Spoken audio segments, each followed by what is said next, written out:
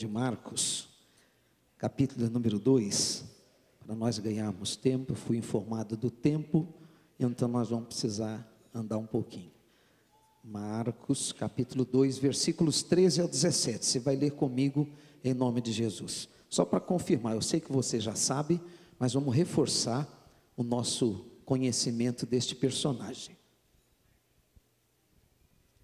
Você achou? Marcos capítulo 2, versículo 13 ao 17, vamos lá? E tornou a sair para o mar, e toda a multidão ia ter com ele, e ele os ensinava.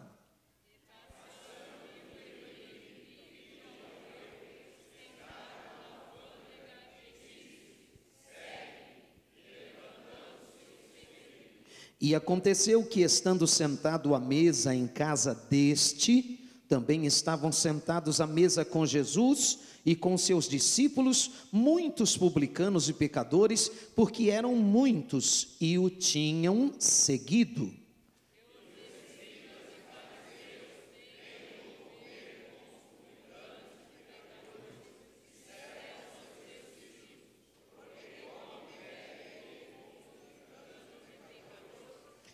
Vamos juntos, 17?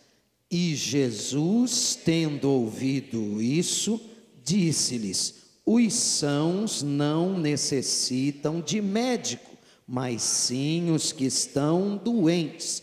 Eu não vim chamar os justos, mas sim os pecadores. Querido Pai, nós rendemos gratidão a Ti pela leitura da Tua poderosa palavra. Dai-nos a Tua graça e entendimento para a compreensão do texto sagrado. Nós Te pedimos, desvenda os nossos olhos para que vejamos as maravilhas da Tua lei. Pedimos no nome de Jesus. Você diz amém? Amém.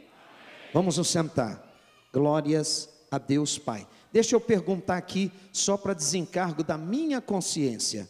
Quantos irmãos aqui já foram lá validar o crachá, conforme eu dei um toquezinho bem de leve para você? Quem foi lá validar? Dá um sinal. Está validando ou não está? Está validando.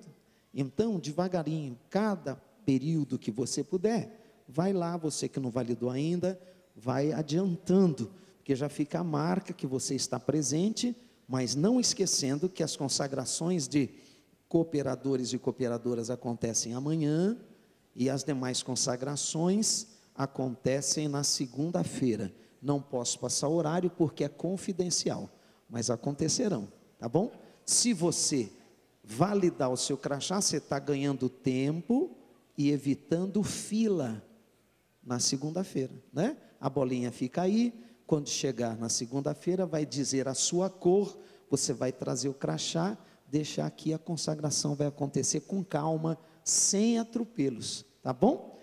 Vamos em frente. Então nós estamos na nossa lição 1.1, né, para dar prosseguimento, e nós acabamos de ler o texto sagrado, Marcos falando de Mateus, porque aí nós falamos do comparativo dos textos sinóticos, que são Mateus, Marcos e Lucas, dá a impressão que conviveram no mesmo tempo, e não está errado não.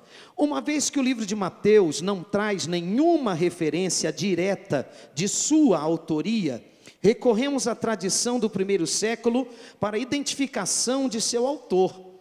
Os primeiros pais da igreja primitiva atribuíram de forma unânime a Mateus a autoria deste livro. Ora, mas quem são os pais da igreja? Que nome é esse?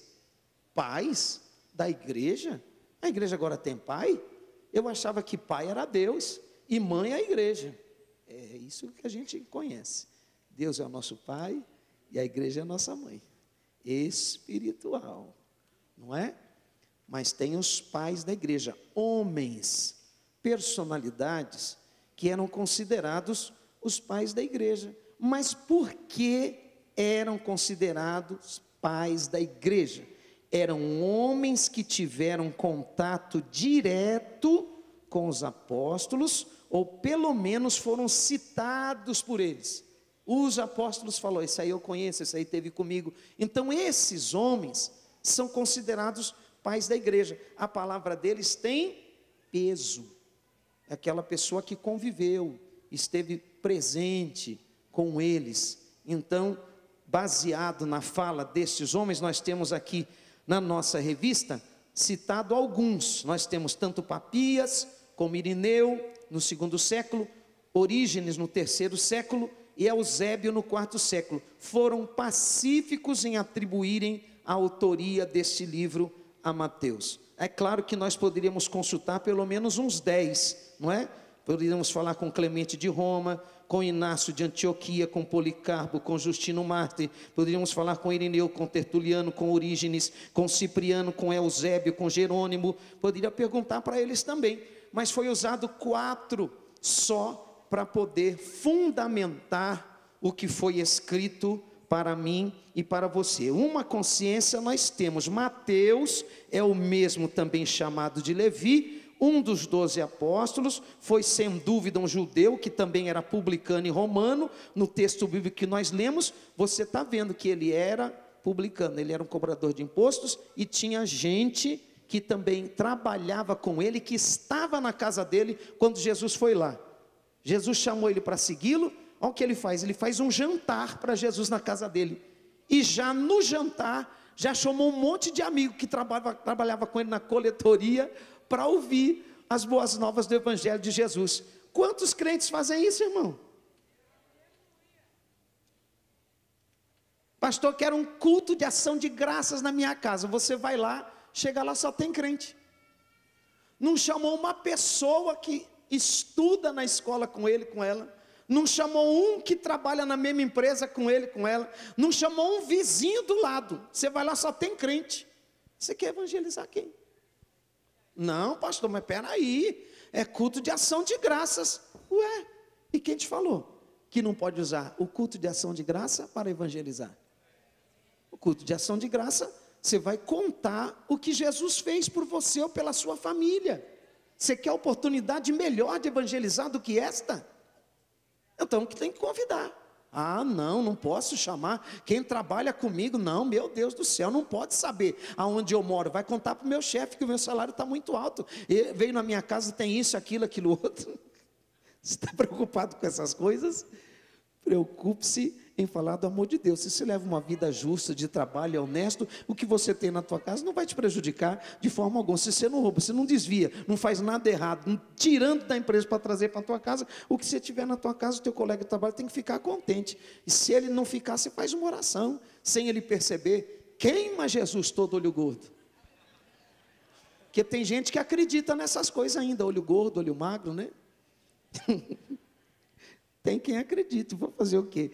É ensinar que não se deve acreditar, porque maior é o que está em nós do que o que está no mundo. Se você tem uma vida de comunhão com Deus, uma vida de oração, você tem a proteção do Deus Altíssimo, né, irmão?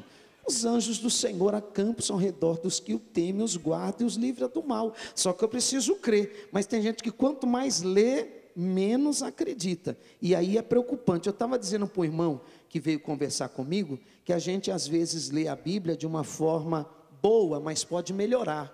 Às vezes a gente está lendo um texto sagrado e a gente tem o hábito de ler em silêncio. Não, eu preciso me concentrar. Mas deixa eu te dizer uma coisa. Quando você lê em silêncio, você está usando só um órgão dos seus sentidos. Quando você lê em voz alta, você está usando pelo menos 3. Você está usando a audição, você está usando a visão. Não é assim? O que mais? Eu leio em voz alta. Audição, visão e... Não é assim? São 3. Então você está esforçando o corpo humano, esses 3 órgãos do sentido, a aprender uma mesma coisa. Então isso é um reforço secundário, que vai ajudar você a assimilar melhor o texto que você está lendo, o livro que você está, entendeu? Então às vezes de vez em quando o pessoal fala, nossa, fulano de tal é doido, olha que altura que ele está falando, mas isso vai ajudando o meu cérebro, guardar, marcar o que eu estou lendo, isso nos ajuda.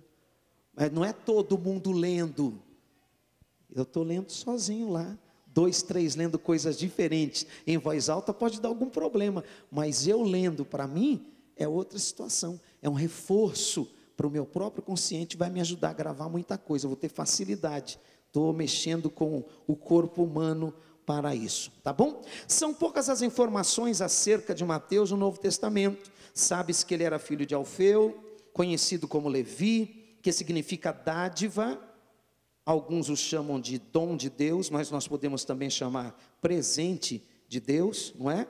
Mateus era um nome latino e pode ter sido usado a partir do momento em que ele assumiu o discipulado com Jesus. Trabalhava na alfândega, perto da cidade de Cafarnaum, recolhendo impostos na região, como publicano. Ele se descreve assim em Mateus 10:13, no livro que ele escreveu.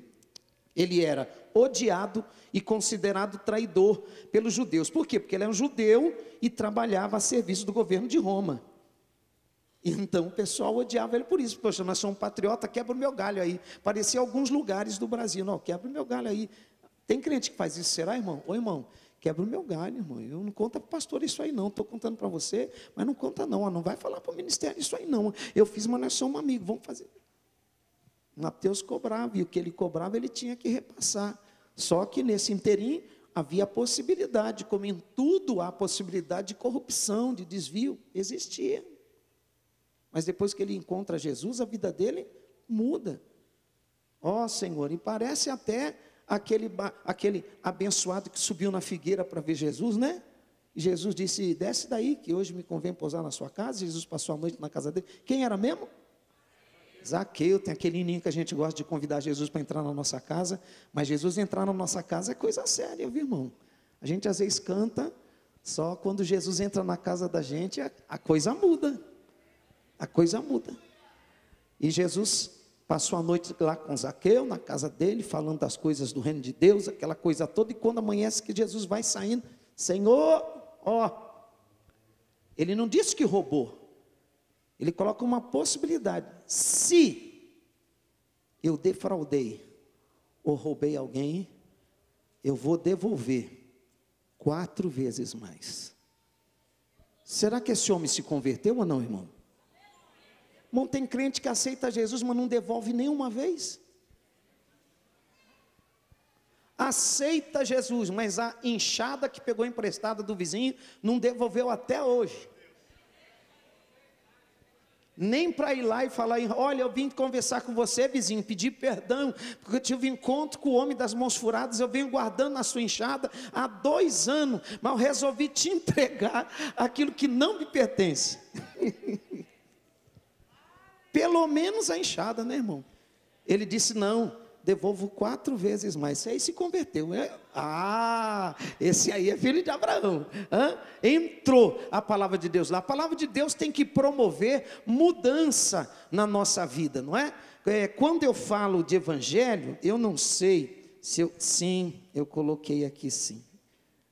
A gente tem que lembrar, porque Mateus revela, entre outras coisas de Jesus, ele fala do ofício profético de Jesus, não é? E o ofício profético de Jesus, ele era um ofício profético que revelava coisas, mas era um ofício profético também que transformava. Você já viu esses 2 tipos de profecia? Tem profecia que só revela alguma coisa, mas não transforma nada. Revela, a pessoa cria aquele temor tal, né? Ouviu, vai embora. Mas tem profecia que além de revelar, transforma, muda a vida da pessoa. Qual das 2 você acha que era o ministério de Jesus? Os 2 tipos de profecia. A profecia de Jesus tanto revelava como transformava. Quando Jesus teve um encontro com a mulher samaritana, ele fez uma revelação. Vai lá, chama o teu marido, que você sabe que nós não... eu não tenho marido. E Jesus disse o que para ela? Aquilo é revelação. Verdade. Você não tem mesmo. Você já teve? E esse que você está agora? O que foi isso? Revelação. Jesus continua a conversa com ela e vai revelando para ela quem ele era. porque ele gera nela curiosidade de saber. E ela começou a tirar dúvidas. Onde era o lugar certo de adorar, quem que estava certo, qual era o princípio. Ele foi dando as respostas, foi dando corda e evangelizando. E deixou a mulher embora. A mulher foi embora, chegou na cidade. Contou para uma pessoa só, né? Não. Jesus revelou a vida dela, revelou o caminho da salvação, entrou com providência de salvação na vida dela. A Bíblia registra que aquela mulher chegou e chamou a cidade toda. Vinde, vede, eu encontrei o Messias, o Salvador. Além de Jesus revelar a vida dela, ele transformou a vida da mulher. Ela se converteu e levou a cidade para querer conhecer e servir Jesus. Porque o evangelho de Jesus, ele é revelador, mas ele é também transformador. E nós precisamos da ajuda do Senhor para que nós possamos praticar este evangelho. Quando comissionado pelo mestre, Mateus, sem demora, abandonou tudo e seguiu-o. Nós lemos o texto de Marcos dando testemunho de que verdadeiramente Mateus largou tudo e serviu a Jesus. Observe que apesar de Mateus registrar no evangelho que ele escreve no capítulo 9, versículo 9, Marcos também registrou. Então Marcos foi testemunha de que Mateus teve um encontro real com Jesus e a vida dele mudou. Isso é um reforço para nós. Então isso evidencia não só a profissão de Mateus, mas também que ele é um homem abastado, tinha recursos, condições, porque ele faz um jantar para Jesus, e não convida só Jesus, ele convida vários amigos, e o texto diz que era muita gente na casa. Para chamar muita gente da janta, não era um cafezinho, era janta, tinha que ter condição. Então está registrado esta realidade. Como o apóstolo escreveu o seu livro, procurando convencer seus leitores de que Jesus era o Messias prometido no Antigo Testamento. Diz a tradição que ele desenvolveu seu ministério no norte da África, na região da Etiópia, onde morreu martirizado. Eu penso que Mateus faz uma descrição de Jesus, falando acerca do Messias soberano. E um dos seus propósitos era demonstrar que Jesus é o tão esperado Messias da nação judaica. Pensamento meu, não está na apostila. Você crê isso? Não? Eu creio que Jesus é o esperado Messias da nação judaica. E Mateus teve como propósito do seu ministério mostrar para o seu povo que verdadeiramente, através da comparação do Velho com o Novo Testamento, Jesus era esta pessoa. 1.2, página 16, o livro de Mateus, vamos lá. Mateus apresenta 5 grandes sermões proferidos por Jesus, evidenciando-o como mestre superior a Moisés, a quem os judeus respeitavam e se sentiam ligados. O primeiro deles é o Sermão do Monte, Mateus 5 ao 7. Este sermão traz de modo sintético, abreviado, curto, o tipo de vida que Jesus, o nosso rei, quer que seus súditos, seguidores vivam. Ele não apresenta o caminho da salvação, mas o caminho da vida justa para os súditos do rei, para os que já aceitaram o reino dos céus e nasceram de novo, permitindo o reinado de Jesus sobre suas vidas. E aqui a gente tem que pensar numa coisa: reinado de Jesus quer dizer que Jesus é rei da minha vida? Se ele é rei da minha vida, ele é também meu Senhor. O problema nosso é que nós vivemos dias em que as pessoas querem aceitar a salvação de Jesus. Quem quer aceitar Jesus e receber o perdão dos seus pecados? Eu. Ter meus pecados perdoados, meu nome escrito no livro da vida, eu quero. Só que tem uma consequência. Quando você entrega a sua vida a Jesus, Ele te concede a salvação, mas a consequência é que Ele passa a ser também Senhor da tua vida. Ele não é só teu Salvador, aquele que te tirou do pecado e te deu autoridade contra o pecado. Não, ele passa a ser Senhor da sua vida. Aliás, quando falamos desse poder que o Evangelho tem, é poder sobre o teu passado, é poder sobre o teu presente e poder sobre o teu futuro. Poder sobre o teu passado, porque ele perdoa e apaga o teu passado. Poder sobre o teu presente, porque ele te dá autoridade para você vencer o pecado hoje, amanhã e depois. E poder sobre o futuro, porque lá no futuro o pecado será extinguido. Quando nós estivermos com o Senhor, o pecado não vai nem aflorar, não vai nem poder mais atentar contra você, porque no céu, hino 422, no céu não entra pecado. Poder sobre o futuro é o poder do Evangelho. Poder sobre o presente, o pecado pode aflorar, ele te cerca, oferece as oportunidades, mas você diz para ele: está repreendido, em nome de Jesus, eu não vou te fazer mais. Antes você bebia, não podia ver um copo de cachaça, de manguaça, de cerveja, de conhaque, sei lá, tudo que não presta, mas agora você passa pelo copo e diz: não preciso mais de você, eu tenho autoridade em nome de Jesus.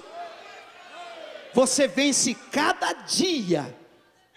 O desejo, o pecado, a oportunidade aparece, mas o Evangelho de Jesus Cristo te dá poder, autoridade para você dizer: não, isso em nome de Jesus eu não faço mais isso. Agora eu tenho poder. Jesus entrou na vida da gente, então a coisa mudou. Amém? O caminho da vida justa para os súditos do rei, para os que já aceitaram o reino dos céus e nasceram de novo, permitindo o reinado de Jesus sobre suas vidas. O Senhor Jesus é Senhor da minha vida, da tua vida, da nossa vida. Se isso é verdade, meu irmão, se o Senhor é Senhor da tua vida, você vai fazer então o que agrada o teu Senhor e não o que agrada você mesmo. Não, a salvação eu aceito, mas quem manda na minha vida sou eu. Não aceitou coisa nenhuma. Quando você aceita a salvação, ele entra na sua vida e manda em você. Jesus, isso não te agrada? Não, a partir de hoje eu não faço mais. Senhor, isso aqui também, a partir de hoje, em teu nome não faço mais. Porque, irmão, o poder está no nome de Jesus. Você tentar fazer as coisas na tua força é uma coisa. Agora, no nome de Jesus há poder e autoridade. Em nome de Jesus, eu vou fazer em nome de Jesus. Como é que eu vou perdoar alguém? Em nome de Jesus. É por isso que de vez em quando você encontra um pessoal, dois bicudos, né? Um de lá, um de cá. E você coloca os dois para se acertar e vamos endireitar o negócio. Vou ver. Não consigo. Claro que não. Você quer fazer na tua força? Põe o nome de Jesus aí. Põe o nome dele. Olha, eu não encontro em mim forças, mas em nome de Jesus eu quero te pedir perdão. Eu não encontro em mim condições, mas em nome de Jesus eu te libero o perdão agora. E a pessoa vai embora e o consciente dela começa a brigar com ela, com ele. Como? Você perdoou essa pessoa te fez isso, te fez aquilo outro. E você não pode negar para a tua consciência o que é verdade. A pessoa fez mesmo. Aí você diz para a tua consciência: é verdade, a pessoa fez tudo isso, mas em nome de Jesus, eu decidi perdoar. A consciência daqui a pouco ela volta de novo. Mas você perdoou mesmo fulano de tal, mas ele te fez isso, aquilo outro. Você diz para a consciência: é verdade, fez mesmo, mas em nome de Jesus eu decidi perdoar. Passa um tempinho, a consciência volta de novo: mas você perdoou mesmo fulano de tal, mas te fez isso, aquilo outro. Você diz para a consciência: é verdade, mas em nome de Jesus eu decidi perdoar. Aí a consciência vem de novo, ela diz: mas você, já sei, você decidiu perdoar.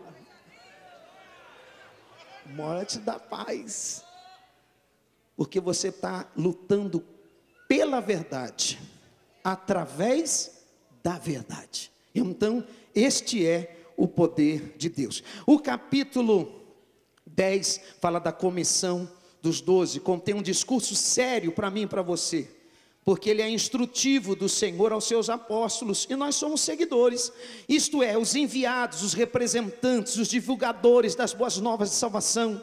Segundo o segundo, dos versos 5 a 42, temos as instruções de Jesus, que ao enviar seus discípulos ao campo missionário, eles os instrui aonde devem ir, o que proclamar, o que deviam fazer, em que condições deviam começar sua viagem missionária e com quem deviam se hospedar.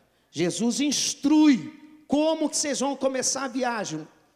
2 malas de bagagem, não levem nada, só a forja, alguma coisinha, bem pouquinho, não, pelo amor de Deus, aonde vocês vão? Vocês vão em tal lugar, assim, assim. O que vocês vão programar? Vocês vão proclamar o reino dos céus, a sua justiça, o evangelho que chegou, vocês vão orar pelo enfermo, vocês vão curar cegos, vocês vão fazer tudo isso em meu nome, hein? É em meu nome que vocês vão fazer. Então vocês vão lá e proclama, faça isso dessa forma, em tais condições, e não se esqueçam, na casa que vocês entrar e que receber vocês, fique lá. E o que pôr na mesa, eu não como zoiudo. Mas eu não gosto de frango. Eu não como quiabo. Ah, não, eu não gosto de jiló. Ah, irmão, não gosto de carne de porco. Carne vermelha, de jeito nenhum. Jesus disse, o que pôr na mesa, come. Dá graça e come. Agora ele não mandou comer tudo não, viu, irmão? Come de tudo um pouco, mas não tudo. Tem misericórdia, senão a pessoa nunca mais te chama para ir lá. Só a misericórdia do Senhor, não é? Agora fica aquela preocupação, né, irmão? Olha, a casa que vocês entrar, já cumprimenta logo. Paz seja convosco. Não foi o que Jesus ensinou? Paz. Se alguém receber a vossa paz, recebeu, vai responder, amém, quer dizer, assim seja. A paz ficou com ele e voltou para você. Ele diz, se a pessoa não responder, tem problema, a paz que saiu de você, volta para você. E você já percebeu que tem crente que deixa de ir na igreja, briga, se desvia por causa disso? Você vai dizer, eu não vou mais na igreja porque o irmão nem me cumprimentou. Qual que é o nosso cumprimento? Paz do Senhor. O que o Senhor falou? Entra na casa e diga, paz. Ou seja, recebeu? Ó, amém. A pessoa recebeu, voltou para mim.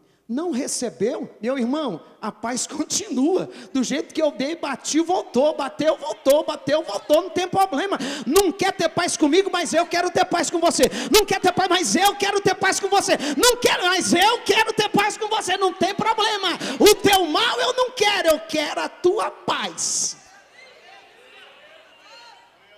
Aí o que acontece? Chega uma hora, irmão, que até os teus inimigos, foi a orientação de Jesus. Se possível, tende paz, até com os vossos inimigos, porque tem inimigo que não quer paz com você, não é assim? Eles não querem, mas você faz a tua parte, e deixa na mão de Deus, e não se sinta menor, pela pessoa não querer paz com você, não, entrega na mão de Deus. Senhor, o Senhor viu, fui lá com sinceridade, e continue liberando perdão, misericórdia, tudo bem, Senhor, meu negócio é com o Senhor, prossegue na santa vereda, amém? No capítulo 13 está o terceiro discurso, onde são introduzidas as parábolas que falam sobre o significado do reino. Ao falar do reino, Jesus se valia da linguagem figurada dos escritos apocalípticos. Por isso, algumas palavras suas levaram os discípulos a crer que o dia de sua coroação estivesse de fato iminente, próximo.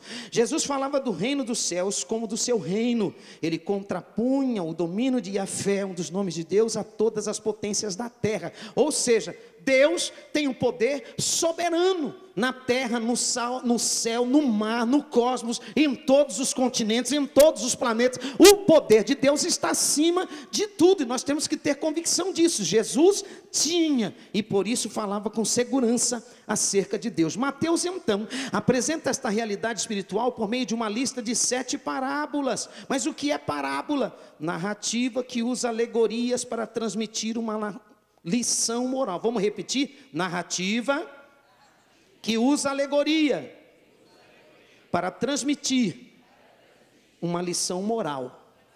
Não está aí. Parábolas, então, com uma aplicação ao final. Fica evidente que para se entrar no reino de Deus, deve haver total empenho por parte de qualquer pessoa. Estas 7 parábolas falam tanto da chegada do reino na história humana, quanto de sua consumação escatológica, da volta de Jesus, nos primeiros 23 versículos do capítulo 13, que é o assunto central da nossa escola bíblica. E no transcurso dos próximos espaços que teremos de ministração, vai se falar especificamente deste capítulo e também versículos. Encontramos a parábola do semeador e a sua explicação, onde Jesus ensina verdades preciosas acerca do reino dos céus, ou do reino de Deus, que é objeto desse estudo. Eu não posso entrar porque outro falará. O capítulo 18 é o 4º discurso que Mateus registrou, demonstrando que ele, Jesus, é superior ao legislador Moisés, escritor do Pentateuco, os 5 primeiros livros da Bíblia. Além disso, nesse capítulo Mateus descreve as orientações do Senhor Jesus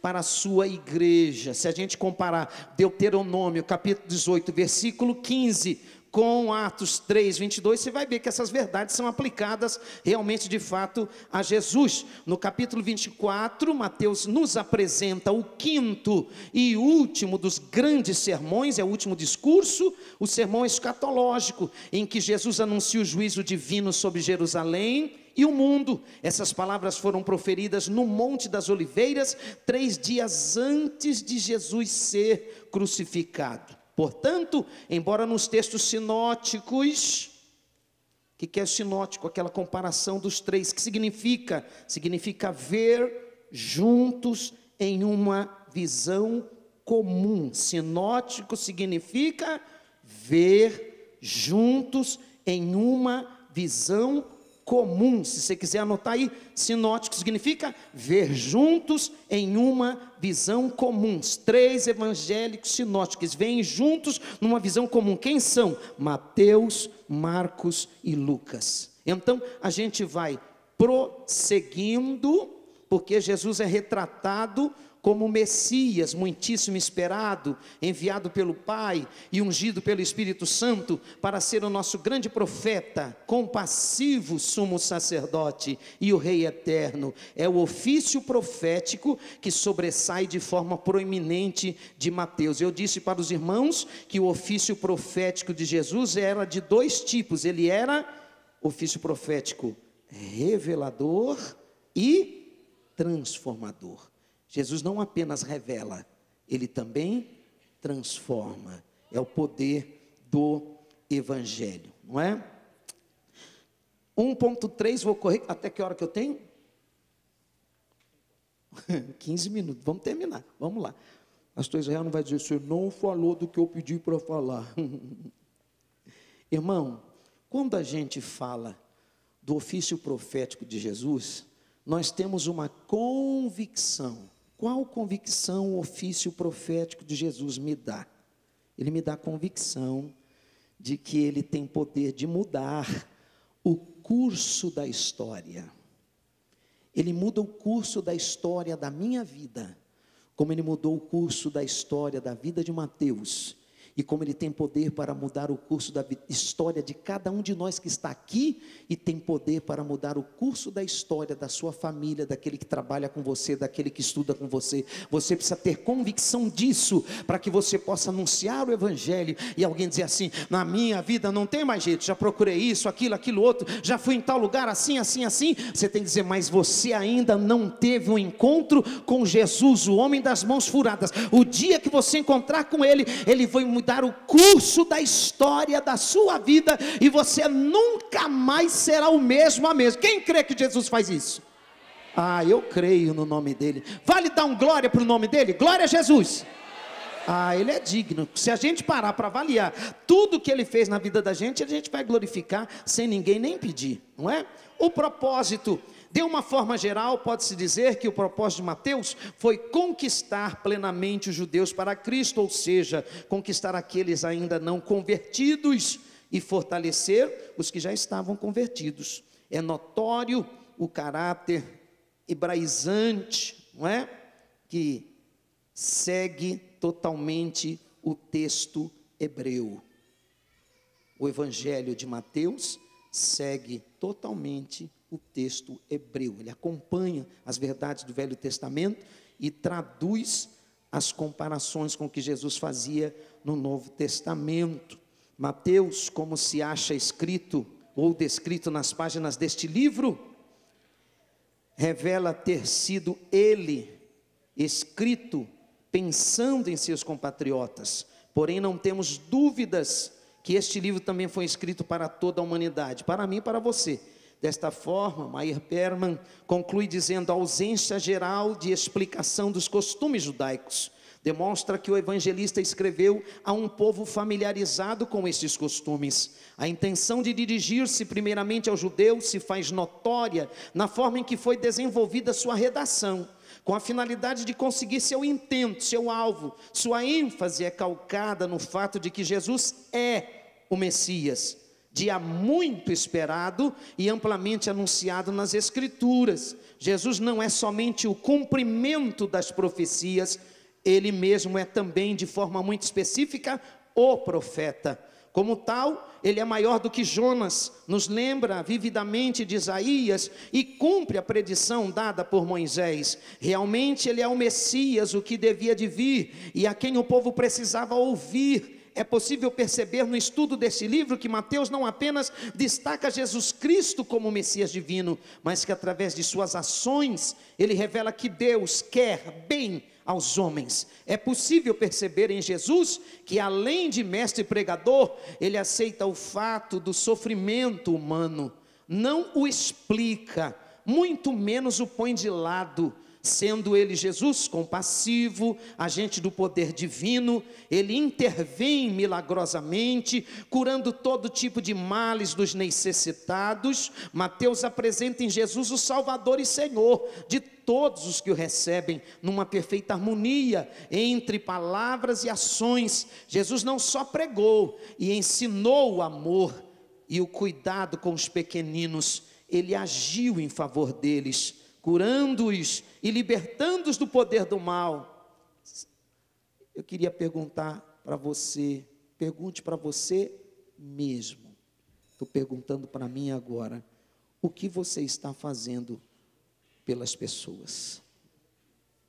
O que você está fazendo pelas pessoas? Que às vezes nós somos egoístas e só pensamos em nós, e não pensamos nas pessoas que estão ao nosso redor. Às vezes o evangelho não é só falar do amor, é praticar o amor. Às vezes a pessoa está precisando de uma oração, e você não pode orar pela pessoa. Ah, não, espera um pouquinho, eu vou pedir para o pastor orar por você, vou pedir para ele, mas você não pode orar pela pessoa. Manifeste o seu amor por aquela pessoa. Eu vou fazer uma oração por você agora, e vou pedir também para orar por você lá na minha igreja. A pessoa está sentindo o quê? Amada por você. Depois se sente amada pela igreja, fala: olha, nós levantamos lá, oramos por você. Tem mais uma coisa, tem fulano de tal que é obreira quer ir na sua casa também fazer uma oração. Então a pessoa está não só ouvindo falar do amor de Jesus, ela está recebendo o amor de Jesus através daqueles que são seguidores de Jesus. Então nós podemos deixar Deus nos usar para todas estas obras maravilhosas, não é? Mateus apresenta em Jesus o Salvador e Senhor de todos que o recebem. Vou reforçar, numa perfeita harmonia entre palavras e ações. Mais vale o quê? Uma grama de exemplo do que um caminhão de conselhos. Jesus não só pregou e ensinou o amor e o cuidado com os pequeninos, ele agiu em favor deles, curando-os e libertando-os do poder do mal. Melhor do que a gente dizer que pode fazer, é de fato pegar e fazer alguma coisa em favor da pessoa. Em Mateus, a ênfase específica, ou seja, o real destaque, a importância, era mostrar que o Antigo Testamento se cumpria integralmente em Jesus. Daí podemos dizer que o propósito de Mateus era tríplice. Primeiro, levar os judeus a reconhecerem Jesus como filho de Davi e consequentemente como seu Salvador. Segundo, defender-se contra os ataques do inimigo. E terceiro, ganhar os gentios, aqueles que ainda não tinham chegado a Cristo. Portanto, o estudo minucioso e prático do Evangelho de Jesus, segundo escreveu Mateus, se torna indispensável para qualquer cristão que deseja conhecer melhor quem é Jesus Cristo, o que ele veio fazer no mundo, como se relacionou com as pessoas e como a sua vida, morte e ressurreição podem transformar a vida daqueles que creem no seu sacrifício redentor. Você diz amém? Sabe de uma coisa, eu estava descendo para cá de manhã, e depois que eu passei ali pelo cemitério Dom Bosco, eu vinha pensando, dirigindo minha esposa do lado, de repente eu ouvi o Senhor falar assim: mesmo que você não tenha nada, eu crio situações para te dar vitória. Aí veio na minha mente assim, o povo de Israel, na beira daquele mar, do lado montanha, atrás Faraó, na frente aquele grande mar, e ninguém ali tinha um barquinho, ninguém ali tinha uma boia, ninguém ali tinha um pedaço de madeira, ninguém. Ou seja, não dava para atravessar aquela distância nada, aquele tanto de gente, não é assim? Não tinha barco, não tinha um pedaço de madeira, não tinha uma boia, não tinha submarino, não tinha navio, não tinha nada. Mas Deus tinha um alvo de dar vitória para eles. Deus criou uma situação que nunca tinha acontecido antes. Agora, quem vinha atrás deles tinha condição. Tinha ou não tinha? Tinha. Eles tinham cavalo, eles tinham carro, eles tinham armas. Jesus criou uma situação. Abriu o mar, eles entram e passam pé enxuto, e quando quem tinha condições veio atrás dele com carro, com cavalo, com arma, ele fecha o mar, morre todos eles, mas o povo do Senhor chegou lá do outro lado, abençoado, e Miriam pôde pegar o tamborim com as mulheres e tocar, e não foi samba do crioulo doido não, que o povo está fazendo aí fora nesses dias. Ela cantou louvor ao Senhor, só o Senhor é Deus, só o Senhor é Deus, cantemos com muita alegria, só o Senhor é Deus. Meu irmão, você pode não ter barco para passar, você pode não ter carro, você pode não ter cavalo, mas você tem um Deus poderoso que cria uma situação, você passa pela adversidade e o nome dele é glorificado. Seja qual situação você estiver vivendo, confia no teu Senhor, que ele envia a providência nessa tarde. Você diz amém? Coloque-se de pé comigo, deixa eu fazer uma oração por esse povo. Aleluia, vamos orar. Quero agradecer a Deus pela sua vida, que suportou a gente até agora, só Jesus. Aleluia. Oh querido Deus, amado Pai, eu quero te agradecer pela tarde desse dia, a oportunidade de estar com este plenário, com os teus filhos, com as tuas filhas, com os teus servos, com as tuas servas. Somos seguidores teus, Jesus, independente do que nós tivemos que passar ou enfrentar, nós pedimos que o Senhor reforce a nossa fé nessa tarde, renova o nosso ânimo, Senhor, tira todo o cansaço físico, mental, todo esgotamento de cada um de nós, traz renovo para a nossa vida, para que prossigamos na santa vereda, confiando que o Senhor é provedor de tudo aquilo que nós necessitarmos. Nós te glorificamos, Senhor, porque assim como o Senhor transformou a vida de Mateus, e através da vida dele o Senhor transformou a vida de muitos judeus, o Senhor entrou na nossa vida, e nós queremos dizer: continua, Jesus, senta no trono do nosso coração, ser Rei, Mestre e Senhor por excelência, e usa a vida de cada um de nós também na terra, para que outras vidas e famílias conheçam a Ti, e recebam não apenas a revelação de quem é Jesus, mas recebam a transformação do poder deste Evangelho. Nós te pedimos, Deus Pai, em nome de Jesus. Quantos dizem amém? Glória a Deus.